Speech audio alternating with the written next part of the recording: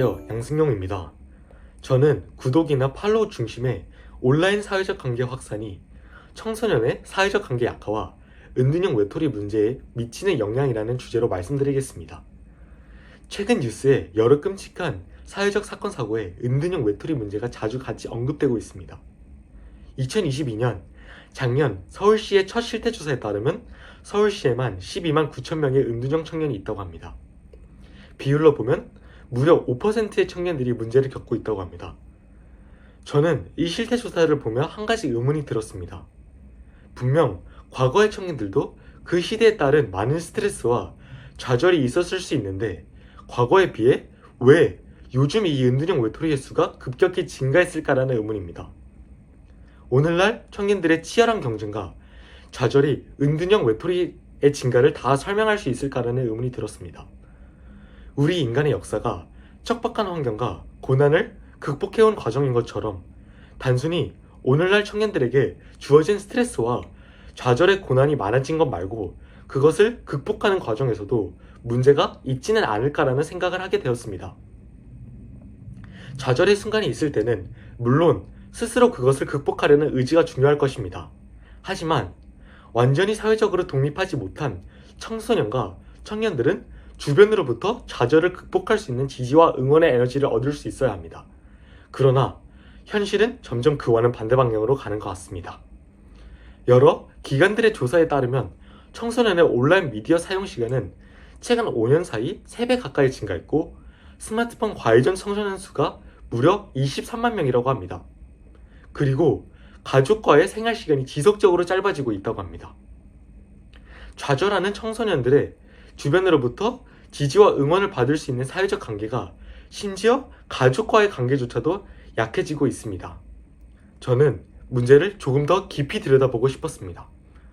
온라인상의 사회적 관계가 점점 비중이 커져가고 있고 그 대세를 인정할 수밖에 없는 시대라고 한다면 건강한 온라인상의 사회적 관계가 있을 수 있지 않을까라는 생각을 해보았습니다. 그러나 근래 청년들이 가장 몰입하고 있는 소셜 서비스 대부분이 상호소통이 되지 않는 일방적인 구독과 팔로우 중심의 약한 사회적 관계를 갖고 있다는 사실을 알게 되었습니다.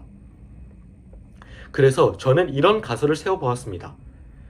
상호소통이 힘든 일방적인 팔로우 중심의 온라인 관계에 치우친 청소년은 좌절의 상황에서 사회적 지지를 통한 회복력이 더 약할 수 있다라는 가설을 세워보았습니다. 그리고 이 가설을 증명해보기 위해 자료조사와 함께 중학교 3학년에서 고등학교 2학년까지 78명을 대상으로 설문조사를 진행해 보았습니다. 조사 결과는 다음과 같습니다. 첫째, 청소년의 온라인 사회적 관계 비중이 확대되고 의존성이 심화되고 있다. 둘째, 특히 상호소통이 안 되는 일방적 구독, 팔로우 중심의 온라인 관계 비중이 커지고 있다.